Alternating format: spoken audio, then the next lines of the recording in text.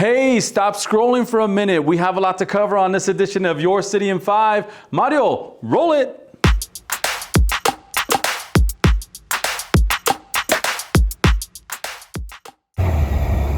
We begin with great news from Sun Metro. The public transit system will use more than $30 million to purchase 32 natural gas buses and build 4 bus stop canopies. The grant money comes from the Low or No Emission and Bus Facilities Grant Program.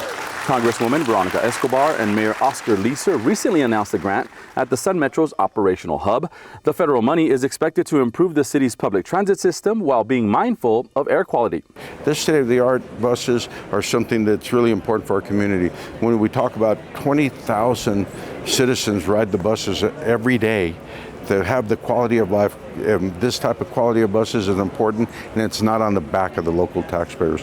It was by our team getting a $31 million grant to be able to purchase this. Sun Metro has been using natural gas to power buses since the 1990s, and soon the transit system will use electric vehicles for its paratransit fleet. El Pasoans have more opportunities to meet and greet the 4 candidates who are up for the city manager position. The city is hosting additional meet and greet events in different parts of the city. The first one is Monday, August 6th at the Nolan Richardson Recreation Center. There is one on Tuesday, August 7th at the El Paso Convention Center. The other 2 are at the Beast Urban Park and the Silvia Carreon Community Center. The information is on your screen. It's also on the city's website, elpasotexas.gov. Now, the candidates are Robert Cortinas, who is the Chief Financial Officer and Deputy City Manager for Internal Services, Mario De Agostino, Deputy City Manager for Public Health and Safety, Nicole Farini, Director of the Community and Human Development Department, and Dion Mack, Deputy City Manager for the Quality of Life Portfolio. Residents can meet the candidates and ask questions. The City Council will ultimately select who will be the next City Manager of El Paso. The city of El Paso is hosting a remembrance ceremony and public art unveiling for the 5-year anniversary of the August 3rd mass shooting. It happens at 9:30 a.m. Saturday, August 3rd at Jim Crouch Park, formerly known as Ponder Park. Part of the ceremony includes unveiling the August 3rd memorial art piece that honors the 23 victims. Honoring the lives is a crucial reminder of our commitment to healing and unity in the face of tragedy. The community is invited to attend the ceremony and visit the memorial once it's open. There's a new exhibit at the El Paso Museum of History that you'll need to see. El Paso's homegrown The Korean War exhibit highlights the experiences of El Pasoans during the Korean War. It honors war heroes from El Paso and uses artifacts and displays to tell the story of the war. A special opening ceremony included the mayor, a high-ranking Fort Bliss official, veterans, and members of the Korean community. I'm honored because they did something for Texas veterans from the El Paso, Texas, who were here for the Second World War. And so the museum has done a lot of things to help veterans. And so we appreciate the exhibits that have been done. The exhibit is on display at the El Paso Museum of History through July of next year. Your City in 5 continues to highlight exhibits at La Nube, El Paso's Children's Museum. One exhibit called Making Waves focuses on sound. Check it out. Hi, my name is Mick Martinez, Director of Marketing and Communications here at La Nube, and we're here at one of my favorite exhibits, Making Waves. So we're here at the Sonidos del Sol, presented by the Palacios Family Foundation.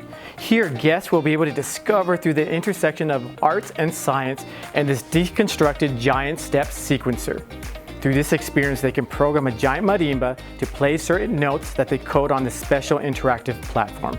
Their melodies can be saved throughout their Discovery bands to cherish for years to come. Here at the Shaping Sounds exhibit, sponsored by the High Tower Fund at the El Paso Community Foundation, is a sound booth for exploring a multi-sensory interactive inflatable known as a Musi. Musi connects directly to sound, enabling visitors to perform music by manipulating the shape of the inflatable. Here, creativity comes to life in the Making Waves program room, sponsored by the El Paso Community Foundation. Whether a guest is making a music video, showing off their dance moves, or creating a digital portfolio for college, this room allows the talents of our explorers to shine. Hello? Can you hear me? Thanks to the Trawler Fund and the El Paso Community Foundation, who has sponsored the Echo Chamber, the answer is a resounding yes. The Echo Chamber encourages visitors and guests to explore the physical and digital echoes with their voice. Here at La Nube, learning about sounds is multidimensional. Sponsored by the Ainsa family, is a rope machine that helps reveal different harmonics as they relate to frequency. Our friends at the Pineda and Villarreal Foundation have made Rhythm Makers possible.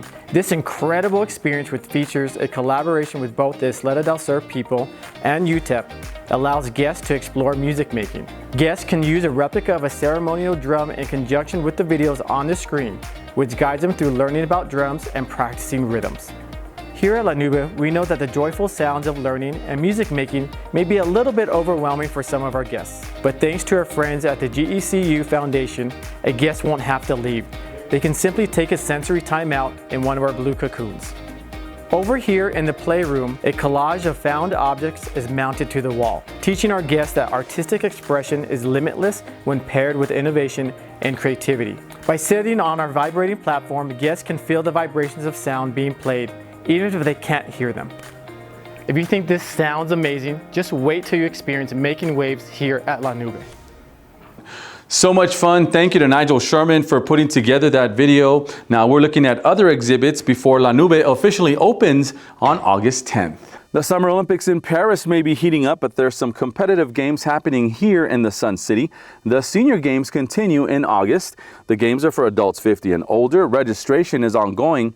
Visit the Parks and Recreation Facebook page for information. The Senior Games end in September with a recognition banquet. Here's a way to contribute to wildlife conservation while enjoying live music and tasting some craft beer. Tickets are on sale for Brew at the Zoo. The after-hour celebration for adults happens September 14th at the zoo. It features more than 100 craft beers, live music, carnival games, and a chance to meet the penguins, Taj the rhino, and the other animals at the zoo. Get your tickets now by visiting elpasozoo.org. Money raised will go towards animal conservation initiatives. Looks like our time is up on this edition of Your City in 5. For Mario Ramirez, who's behind the camera, I'm Ricky Saillas. Stay safe and please be good to each other. We'll see you next time on Your City in 5.